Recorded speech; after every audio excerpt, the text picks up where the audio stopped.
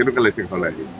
ঘৰলৈ আহি খুবেই ভাল লাগিছে কাৰণ মোক এতিয়া গাঁৱত আহিলোঁ তেতিয়া যেনেকৈ মোক আদৰণি জনালে, যেনেকৈ ইমান ধুনীয়াকৈ সম্বৰ্ধনা জনাইছে, চ' মোক বহুত ভাল লাগিছে কাৰণ এনেকুৱা মোৰ ছেকেণ্ড টাইম এনেকুৱা হৈছে আৰু সকলো আহিছে ঘৰত ৰাতিপুৱা চবে আগুৱাই লৈ আহিছে, চ' ভাল লাগিছে। প্ৰধানমন্ত্ৰীক লগ পাইছিলা? খুব ভাল লাগিছে কাৰণ তেওঁ ইমান ফ্ৰী ইমান ধুনীয়াকৈ কথা পাতিছে, আমাৰ লগত ফ্ৰী হৈ কথা পাতিছে আৰু চবৰ লগত মানে একে সমানে কথা পাতিছে আৰু ইমান ধুনীয়াকৈ চবৰ বিষয়ে কৈছে আৰু চবৰ বিষয়ে জানে।